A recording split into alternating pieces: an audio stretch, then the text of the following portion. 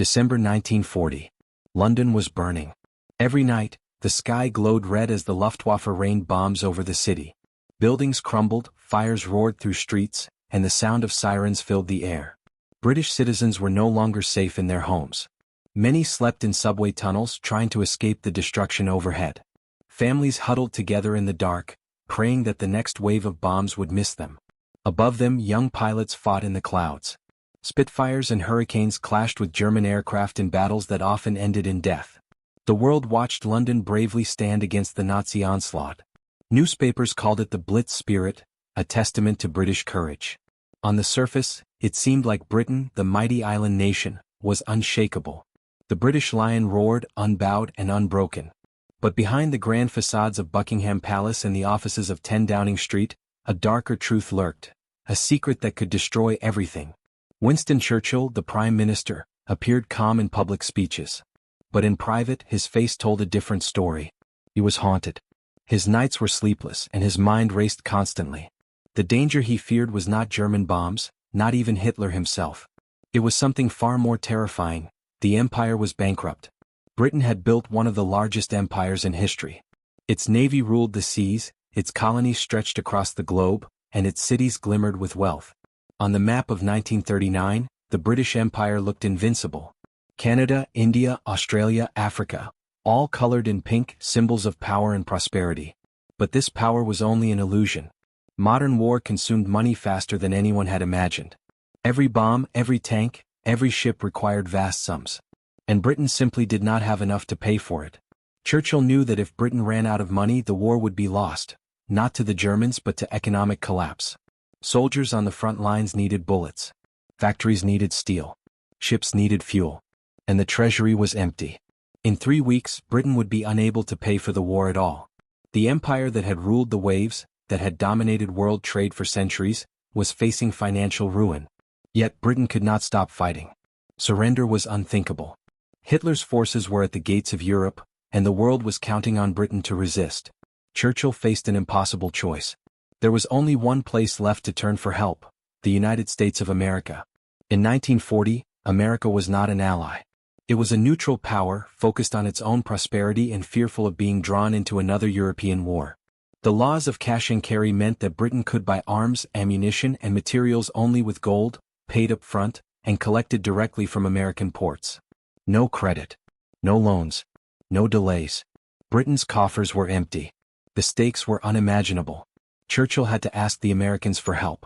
He had to pick up his pen and write a letter to President Roosevelt. But the act of asking was itself dangerous. By revealing Britain's desperate state, he risked exposing the empire's weakness. If the Germans discovered it, the news could demoralize the army and the public, encouraging invasion and sabotage. Even worse, the Americans might see Britain not as a friend but as a helpless debtor. Churchill's letter would be more than a request. It would be a gamble with the fate of the empire. As Churchill prepared to write, London continued to burn. The roar of the Luftwaffe never ceased. Families in subway shelters whispered prayers, and pilots braved the skies knowing that each sortie might be their last. The British people were united in courage, unaware that their country's survival depended not only on bravery but on gold that might soon vanish across the ocean. This was the hidden war, the one no textbooks fully explained. The one fought not with bullets and bombs, but with ledgers, letters, and secret accounts. Every day, every shipment, every financial decision could tip the balance between life and annihilation. And at the center of it all was Churchill, a man determined to save his country, even if it meant sacrificing its pride, its power, and its future. The question hung over the empire like a shadow. How could Britain continue the war when its treasury was empty? The answer would shape the course of history. Operation Fish, the secret transfer of Britain's wealth across the Atlantic, was about to begin. The fate of the British Empire, and perhaps the world, rested on a gamble so audacious, so dangerous, that if it failed all would be lost. And so, under the fiery skies of London as bombs fell and the city burned, the British Lion faced its greatest battle yet. Not against the German war machine, but against the invisible enemy of debt, desperation, and survival. Churchill's pen hovered over paper. The empire's fate was about to be written. After the fire and smoke of London, the real battle for Britain was not taking place in the skies or on the streets. It was happening in boardrooms, treasuries, and across oceans. The British Empire, the mightiest power in the world, was running out of money. And in war, money was just as deadly as bullets. Britain had fought countless wars before. It had armies, navies, colonies, and a proud history. But the war Hitler unleashed in 1939 was unlike anything the world had seen. Modern war devoured resources at a terrifying speed. Tanks needed steel, rubber, and fuel. Planes needed aluminum and engines. Ships needed wood, iron, and oil. Every bullet fired cost money. Every bomb dropped required payment in gold. And Britain had already spent everything. The empire's map looked powerful, but the illusion hid a dangerous truth. Britain had coal and iron, but not nearly enough. Its colonies were far away, and their resources could not be shipped fast enough to meet the war's demands. Factories were producing weapons, but without money to pay suppliers, the production would halt. Soldiers might fight bravely, but without fuel and ammunition, courage alone could not save them. And then there was the United States. The only shop open for Britain to buy the materials it desperately needed was across the Atlantic. But America was not a friend in 1939. It was neutral, cautious, and ruthless in business. Congress had passed the cash and carry laws. Britain could buy American steel, aircraft, engines, or any war material, but only with cash. Gold had to be delivered up front, and the buyer had to pick it up themselves. There would be no credit, no loans, no promises, pay now or go without. Every time a convoy was sunk by German U-boats, Britain had to pay again. Every time a Spitfire was lost in battle, a new one had to be bought with American gold.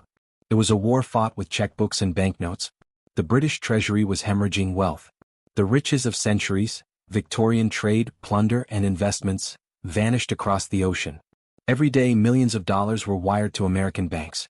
By late 1940, the vaults in London were nearly empty. Churchill watched the situation with growing fear. He understood that the empire's survival did not depend only on courage or strategy. It depended on the movement of gold, the willingness of the United States to sell materials, and the ability to stay one step ahead of bankruptcy. A single misstep could end the war before it truly began. Desperate times demanded desperate measures. In the summer of 1940, with a German invasion looming over Britain, the government launched the most audacious financial operation in history, Operation Fish. Its mission was simple but terrifying: move Britain's entire life savings to North America. Not a transfer of numbers in a ledger, but physical gold bars, securities, and priceless assets, worth billions of dollars. Unmarked trains carried crates through the night to the ports of Greenock and Southampton. Soldiers with rifles guarded the shipments, unaware that the crates held the wealth of an empire. They were marked as fish, an ordinary label hiding extraordinary value. Ships like the HMS Emerald carried millions of dollars in gold, sailing into the stormy Atlantic, dodging German U-boats and hurricanes. One wrong move, one unlucky torpedo, and Britain's future would sink to the bottom of the ocean. The journey was perilous. Sailors were lashed to decks during storms, watching the waves crash over them. Convoys traveled under blacked-out lights, with fear hanging heavy in the air. Yet, against all odds, the gold reached Halifax, Canada, and from there it was rushed to the vaults of the Bank of Canada and the Federal Reserve in New York. For Britain it was a temporary victory, but it was just the beginning. The gold was spent as quickly as it arrived. American factories, weapons manufacturers, and industrial magnates received payments for the materials that kept Britain alive. Spitfires flew, tanks rolled, and soldiers marched on, unaware of the cost of their survival. Britain was buying time, but the price was enormous and the danger far from over. Churchill understood that gold alone could not save the empire. Survival required the cooperation, or at least the willingness, of the United States. He prepared to write a letter to President Roosevelt, a request for help that was also a confession. By exposing Britain's desperate financial position, he risked humiliation and leverage in American hands. Every word he wrote was a gamble. Every line could either secure aid or end Britain's independence. Meanwhile, London burned. Families hid in tunnels. Pilots fought in the sky. Soldiers and civilians alike believed in the strength of their country, unaware that the empire's real battle was fought not with bombs, but with gold. Every shipment, every dollar spent, every letter written carried the weight of survival. Failure would not mean defeat in a battle, but the collapse of an empire. This was the hidden war, the one that history books often ignore. It was a war of finance, courage, and desperation. And at its center was Churchill, the man who knew that the survival of Britain depended on crossing the Atlantic, on moving gold, and on convincing a neutral power to act. The fate of the empire, and perhaps the free world, rested not on armies but on money, secrecy, and nerve. And as the letters were drafted, the gold shipped, and the Atlantic convoys sailed, a shadow hung over Britain. Victory was uncertain. Survival was a gamble. And the true cost of the war, invisible yet deadly, was just beginning to be revealed. While bombs rained over London and the British people struggled to survive in subway tunnels, a different kind of war was taking place. One fought not with bullets or planes but with gold. Operation Fish was the code name for Britain's most daring financial gamble ever. Its mission: to move the nation's entire life savings, billions of dollars in gold and securities, across the Atlantic Ocean, away from the reach of Hitler's U-boats. The stakes were unimaginable. If even a single shipment sank, Britain would be finished. The country would have no money to pay for bullets, no gold to buy oil, and no reserves to fund the war. Entire factories would shut down. The Royal Navy would be immobilized. Hitler would not even need to invade. Britain could collapse from its own empty treasury. Under the cover of darkness, unmarked trains left London and other major cities. Wooden crates, each containing vast amounts of gold and valuable papers, were transported under armed guard to the ports of Greenock and Southampton. Soldiers watched the crates being loaded onto ships, but they did not know what they carried. The crates were simply labeled fish, hiding the fortune within. One wrong move, one careless mistake, and the wealth of an empire could be lost forever. The convoys sailed into the Atlantic, a sea crawling with German U-boats. The waters were treacherous and the weather was merciless. Sailors were strapped to the decks during storms as waves crashed over them. Hurricanes threatened to sink the ships just as much as enemy torpedoes. Every night was a test of courage, endurance, and sheer luck. The crews had no idea that they were guarding not just gold but the very survival of their nation. Among the most famous ships in the operation was the HMS Emerald. On board, it carried $130 million in gold bullion, a staggering sum worth more than entire countries' annual budgets. The journey was perilous. The Atlantic was filled with enemy wolf packs, U-boats hunting any Allied convoy. Yet the Emerald pressed on, navigating through hurricanes and avoiding deadly attacks. Sailors endured days without sleep, living in fear of the next wave, the next torpedo, the next enemy ambush. At the same time, other ships carried additional gold and negotiable securities. Entire fortunes, accumulated over centuries of trade, plunder, and investment, were literally floating on the ocean. Britain's survival depended on the success of these convoys. If Hitler's submarines had sunk just one ship, the war could have been lost, not through battle but through the emptiness of the treasury. Finally, after weeks of nerve-wracking journeys, the ships reached Halifax, Canada. From there, the gold was transferred to special trains and rushed to the vaults of the Bank of Canada and the Federal Reserve in New York. The operation had been a success, but the victory was temporary. Within months, the gold was spent on war materials. Every penny was transferred to American manufacturers, paying for steel, planes, ships, and supplies that kept Britain alive. The scale of Operation Fish was unprecedented. Never before in history had such vast wealth been moved across oceans under such extreme danger. The risk was immense, but the alternative was unthinkable: Britain's collapse and the end of Western resistance to Nazi Germany. Meanwhile, back in London, Churchill understood that Operation Fish bought time, but it did not solve the underlying problem. Britain was dependent on the United States for survival. Without continuous shipments of materials, the war could grind to a halt. The empire's strength rested not on armies alone, but on financial power, secrecy, and nerve. Churchill prepared to take the next step. He would write a letter to President Roosevelt, explaining Britain's desperate financial situation. It was a gamble. If Roosevelt refused to help, the empire could collapse. But if he agreed, Britain might survive long enough to turn the tide of the war. The pen in Churchill's hand could determine the fate of millions, the outcome of the war, and the future of an empire. As the Atlantic convoys sailed and the gold reached American soil, the tension remained high. Every shipment, every crate, every wave of the ocean carried the weight of survival. Soldiers, sailors, and citizens did not realize that the real war was being fought in secret, through gold, ledgers, and secret deals. Britain had survived the Blitz, but the ultimate test was far from over. The story of Operation Fish was not just about gold. It was about courage, secrecy, and desperation on a scale never seen before. It was about the invisible threads that connected the fate of a nation to pieces of metal and paper floating thousands of miles away. The empire's survival depended on luck, planning, and the nerve of those willing to risk everything for the chance to keep Britain alive. And so, as the gold vanished across the Atlantic, the British people continued to live under bombs, unaware of the invisible battle being fought for their very future. Operation Fish had succeeded, but only just.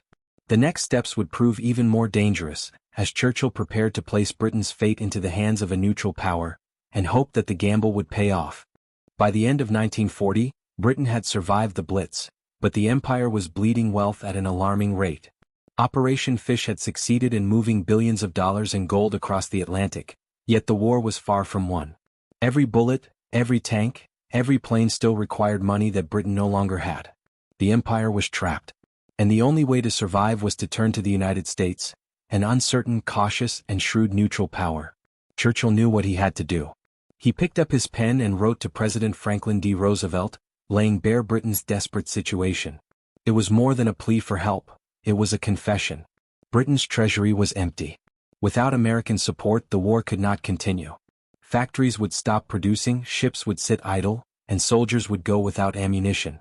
Victory depended not on courage or strategy, but on the willingness of a foreign power to act. Roosevelt read the letter and saw an opportunity. Publicly, he presented it as a neighborly gesture, a moral duty to help a struggling ally. If your neighbor's house is on fire, you don't haggle over the price of a garden hose. You lend him the hose. He called it the Lend-Lease program. On the radio, the American public nodded along. It sounded simple, friendly, even charitable. But behind the scenes, the reality was far different. The American government did not see Britain as an equal partner. It saw a debtor in crisis, desperate and vulnerable. Henry Morgenthau Jr., the Treasury Secretary, was a hard, unsentimental man tasked with examining Britain's finances. He suspected the British might be hiding wealth in secret accounts. His job was clear: strip them bare. Every British overseas asset, every factory, every investment had to be identified, valued, and controlled. British negotiators were stunned.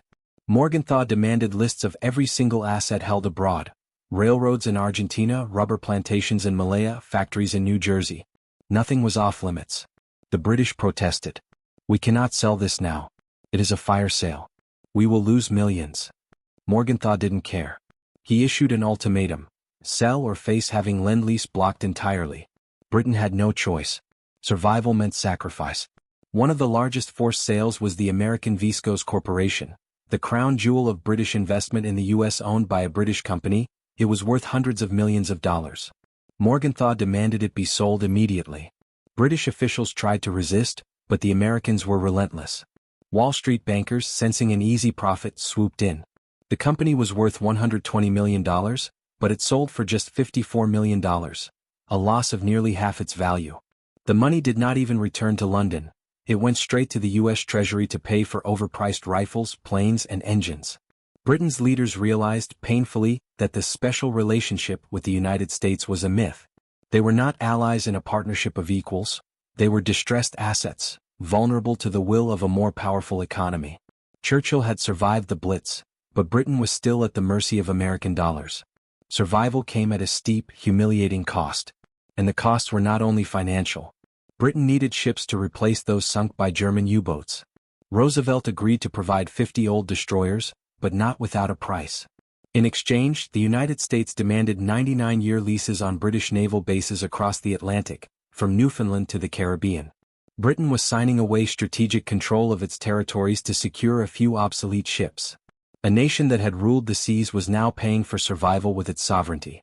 Yet Churchill had no choice. Hitler was still at the gates. Every day mattered. Britain could not afford delay. The Lend-Lease program became a lifeline, but it was also a cage. Every agreement, every shipment, and every concession strengthened the United States' leverage over Britain's future. The empire had survived the bombs, but it was now trapped in economic and political dependency. As 1941 unfolded, the British people continued to fight, unaware of the hidden cost of their survival. Soldiers stormed beaches, pilots fought in the skies, and citizens endured rationing. Meanwhile, Britain's wealth, influence, and autonomy were slowly slipping across the Atlantic, converted into American factories, loans, and strategic control. The empire had won battles on the battlefield, but it was losing a more insidious war, the war for its economic independence. Churchill understood the grim reality. Britain could survive only by bending to American demands. But every concession, every sale, every lease, weakened the empire for the future. And as Lend-Lease continued, the real cost of survival would reveal itself: Not immediately, but in years to come, when Britain would discover that victory over Hitler did not guarantee freedom from economic subjugation. The lesson was clear. In modern war, money is as deadly as bombs. Victory is not only measured on the battlefield but also in bank ledgers. And for Britain, the cost of survival was a painful truth. To fight another day, it had to surrender control of its wealth, its assets, and its independence. And so, while Britain continued the fight against Hitler, the empire's future was quietly being reshaped. Every shipment of Lend-Lease materials, every forced sale, and every financial concession was another step in a story the world would only fully understand decades later. A story of survival bought at a staggering price, where winning the war came at the cost of losing the empire itself. By 1942, Britain had survived the Blitz, moved its gold across the Atlantic, and secured the Lend-Lease program from the United States. On the surface it seemed like a victory. Supplies flowed, factories produced tanks and planes, and soldiers fought on. But behind the scenes, a far more dangerous threat was taking shape, one that no bomb, no submarine, and no German general could have created. It was hidden deep in the Lend-Lease agreements, Article 7. At first glance, it seemed harmless, dense, boring diplomatic language about trade, fairness, and international commerce. But the British negotiators understood its true meaning. It was a trap, a legal and economic stranglehold that could dismantle the foundation of the empire itself. For decades, Britain had survived because of imperial preference, a system that protected its trade within the empire. British factories sold goods to India, Australia, and Canada at prices lower than American companies could match. This economic wall guaranteed that colonies bought British products, keeping factories alive and the economy stable. Without it, American goods could flood the markets and British factories, already exhausted by war, could not compete. The empire's wealth and influence depended on this system. And now, Article 7 demanded its destruction. The Americans were blunt. If Britain wanted Lend-Lease supplies, the weapons, planes, and raw materials necessary to fight Hitler, it had to agree to dismantle the economic system that had supported its empire for centuries. Trade barriers would come down, colonial markets would open to American industry, and British dominance in global commerce would be shattered. The British negotiators protested. They argued that this was blackmail, that it was unfair to demand such a sacrifice in the middle of a life-or-death war. But the Americans were relentless. The treasury was empty, the convoys were threatened by U-boats, and the empire depended entirely on American aid. Without Lend-Lease, Britain would collapse. Without agreeing to Article 7, supplies would stop. The choice was impossible: fight and risk economic annihilation, or surrender the empire to survive. Churchill and his cabinet understood the grim reality. Every day, bombs still fell on British cities, and soldiers were still dying in distant battlefields. The empire had survived the German threat, but now it faced a new enemy: financial and political subjugation by its supposed ally. Article 7 was not just a paragraph in a treaty, it was a demolition order for Britain's economic power. The decision came in February 1942. Reluctantly, bitterly, the British government signed. They agreed to Article 7. They dismantled imperial preference, opening colonial markets to American goods. Factories that had survived the Blitz were now facing an even greater challenge: competition from American industry, more efficient, better equipped, and untouched by war. Britain had won the battles, but it was losing the war for economic survival. The consequences were immediate and far-reaching. American products flooded colonial markets. British goods, exhausted from years of war production, could not compete. Factories slowed, exports fell, and the empire's influence began to erode. Lend-Lease had saved Britain from Hitler, but it had also made the country dependent, vulnerable, and weaker than before. The empire that had once ruled a quarter of the world was now fighting for its survival against an economic threat more subtle, and more permanent, than any German invasion. Churchill knew the signing of Article 7 was a bitter necessity. It was a sacrifice made in the name of survival, but the cost was staggering. Britain had traded a portion of its independence to keep its people alive, to continue the fight, and to ensure that Hitler's forces did not overrun the island. Victory on the battlefield had been bought with economic concessions, and the price would be felt for decades. Meanwhile, the British public remained largely unaware. Soldiers fought, civilians rationed, and the empire continued to function, but beneath the surface the foundations were cracking. The empire's wealth, once a symbol of power and stability, was now being quietly eroded. Every shipment, every loan, every treaty was a step toward a reality that would reshape Britain's future in ways even Churchill could not fully control. Article 7 was the turning point. It showed that wars are not always won or lost on the battlefield. Sometimes, the deadliest battles are fought in offices, treasuries, and diplomatic rooms far from the front lines. The British Empire had survived Hitler, but it was now in the grip of a more insidious power: economic dependence on a rising superpower, the United States of America. As the war raged on, Britain's leaders understood the cruel truth. Lend-Lease had saved the nation, but it had also set the stage for a post-war reality in which the empire would never be the same. Victory against Germany had been achieved, but the cost, hidden in the lines of a treaty in Article 7, was a slow, quiet erosion of power that no soldier, no bomb, and no submarine could stop. The empire had survived. But in signing Article 7, Britain had lost a battle it would feel for generations. Its industrial strength, colonial markets, and economic independence were no longer fully its own. Victory in war had come at the price of surrender and peace, a lesson in history, diplomacy, and the hidden costs of survival. By 1945, the war was over. The guns had fallen silent. Hitler was defeated, the Nazis crushed, and the Japanese Empire brought to its knees. In London, people poured into the streets, cheering, singing, and lighting bonfires. It was a moment of pure, unfiltered joy.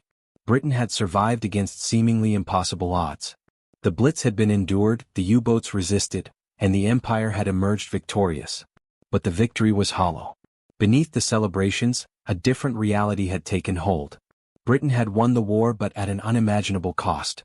The Empire's wealth had been drained, its resources exhausted, and its people were on the brink of another crisis, one far less dramatic than bombs but far more devastating in its long-term impact. The gold shipped to North America during Operation Fish had been spent. The Lend-Lease program had saved Britain's army and factories, but it had made the empire dependent on a foreign power. Article 7 had dismantled imperial preference, opening colonial markets to American goods. Britain's factories, already battered by 6 years of total war, now faced a flood of competition they could not withstand. Victory against Germany had been won, but the empire's economic independence had been lost. Then came the winter of 1947. It was the coldest in living memory. Blizzards buried railways and froze coal stockpiles, the lifeblood of the nation. Trains could not move, power stations ran out of fuel, and the government was forced to shut off electricity to industries. Factories fell silent, and 4 million people were thrown out of work instantly. Families huddled in unheated homes, lighting candles in the freezing darkness. The war had ended, but the age of austerity had begun. Rationing, which had been strict during the war, became even harsher in peace. Bread, once a staple, was limited to meager amounts. Fuel was scarce, and heating became a luxury. Britain's people, who had endured bombings, starvation threats, and the terror of the Blitz, now faced a new enemy: cold, hunger, and economic collapse. The empire's victory on the battlefield had not translated into security at home. The British government had also signed a massive loan with the United States in 1946, $3.75 billion at commercial interest, to be repaid over decades. It was a lifeline, yes, but a crushing one. The loan came with conditions that forced Britain to join the American-led global economic order and make the pound sterling fully convertible. The empire, already weakened, was now tethered to the strength of the U.S. economy. When the pound sterling became fully convertible in 1947, the consequences were catastrophic. Countries holding pounds rushed to exchange them for American dollars. The result was a hemorrhage of capital. The reserves meant to rebuild Britain were drained within weeks. Factories closed, imports became expensive, and the British standard of living plummeted. The empire that had once controlled a quarter of the world was now struggling to keep the lights on. John Maynard Keynes, the great economist who had negotiated the post-war loan, died shortly after seeing the terms signed. He understood the ticking time bomb embedded in Britain's recovery plan, but his warnings came too late. The people of Britain would feel the impact for generations. Cities rebuilt from rubble, new schools and hospitals, and the birth of the National Health Service were all funded under the shadow of debt and austerity. The financial burden of survival stretched across decades. Britain had fought and sacrificed to defeat Hitler, yet its people would be paying for that victory long after the war ended. Every December, for 60 years, British taxpayers, grandchildren of soldiers who had stormed the beaches of Normandy, sent money to the United States to repay the loans that had saved their country from immediate collapse. Victory had come, but it was incomplete. The British Empire survived as a military power, but its wealth, independence, and influence had been hollowed out. The war had shown that in the modern era, survival often comes at a hidden cost. Britain had preserved its people and its freedom from Hitler, but it had done so by sacrificing its economic sovereignty. The empire had been saved, but it had also been reshaped, quietly, invisibly, irreversibly. This was the hidden cost of victory. The war had ended, but the empire's struggles were just beginning. Britain had defeated an enemy abroad, but its own ally, through financial pressure and economic leverage, had imposed a new form of control. The empire remained standing, but it was no longer the same. Its power, its wealth, and its independence had been irrevocably altered. In the quiet aftermath of the greatest conflict the world had ever seen, the British people learned a harsh lesson. Winning the war does not always mean winning the peace. The cost of survival is often measured not in lives lost, but in wealth spent, independence surrendered, and generations burdened with the consequences of decisions made in the shadows. By the late 1940s, the world had changed forever. Britain had fought Hitler, survived the Blitz, and emerged victorious in battle. Streets were filled with singing crowds, war heroes returned home, and the empire still stretched across continents. On the surface, Britain looked strong. But beneath that veneer of triumph, the foundations of power had shifted irreversibly. The truth was hidden in the numbers, in treaties, and in gold bars that had crossed the Atlantic during Operation Fish. Victory against the Nazis had cost Britain its wealth, independence, and economic dominance. The empire had survived Hitler, but it had been sold, piecemeal, silently, and with ruthless efficiency, to a rising power, the United States of America. America had not needed to fire a single shot to reshape the world order. Through Lend-Lease, post-war loans, and strategic pressure, the United States had gained control of British assets, forced the dismantling of imperial preference, and opened colonial markets to American industry. Britain had been forced to sell its future to survive the present. Factories that had once powered a global empire now struggled to compete with American machines, which were bigger, faster, and untouched by war. The final blow came with the convertibility of the pound sterling in 1947. When Britain opened the window to global currency exchange, the money that had been meant to rebuild the empire evaporated almost instantly. Countries holding pounds rushed to swap them for American dollars. Within weeks, Britain's reserves were depleted, and the promise of post-war recovery crumbled. Factories closed, imports became unaffordable, and unemployment soared. The empire had survived the war, but it could no longer survive as a global economic power. Britain's political and strategic influence was also under threat. During the war, it had leased bases to the United States in exchange for old destroyers. These 99-year leases across the Atlantic, from Newfoundland to the Caribbean, meant that American military power now had a permanent foothold on territories once fully controlled by the British Empire. For generations to come, the empire would be constrained by agreements it had signed in desperation. By the 1950s, the United States had fully emerged as the dominant global power. Its economy had doubled in size during the war. Factories hummed, suburbs grew, and industries thrived without the devastation that Britain had endured. The transfer of wealth, resources, and markets across the Atlantic had shifted the center of global power from London to Washington. Britain was no longer the ruler of a quarter of the world, it was a partner, a junior one, in a world shaped increasingly by American influence. The British people, meanwhile, bore the cost in silence. They rebuilt cities from rubble, created the National Health Service, and lived under rationing and austerity. Yet every year for decades they repaid loans used to keep their country alive. The Anglo-American loan of 1946, signed under duress, created a debt that would last 60 years. Generations paid for a war they had survived, for a victory bought with borrowed money and the surrender of economic sovereignty. The empire's decline was not immediate, but it was inevitable. Colonial markets shifted to American goods. British factories could not compete with modernized American industry. The special relationship, once a symbol of alliance, revealed itself as dependency, a polite term masking subordination. Britain had fought for freedom abroad, only to become financially bound at home. Historians would later call this period the quiet dismantling of an empire. It was not lost on battlefields or in dramatic surrenders, it was lost in boardrooms, treasuries, and diplomatic offices. The United States had bought control without war. Gold, loans, and legal agreements had done what armies could not. The empire that had once dominated the seas and shaped global trade had been reshaped, silently and irrevocably, by the forces of economics. For Britain, the legacy of World War II was thus twofold. The nation had survived the greatest military threat in history, but it had done so at an extraordinary cost. Its industrial power, economic independence and global influence had been ceded to a rising superpower. Victory had been achieved on the battlefield, but the price had been the very strength of the empire itself. The story of Britain's decline and America's rise is a hidden chapter of history. It reminds us that wars are not always won by courage alone. Sometimes they are won, and lost, by gold, by ledgers and by decisions made in secret.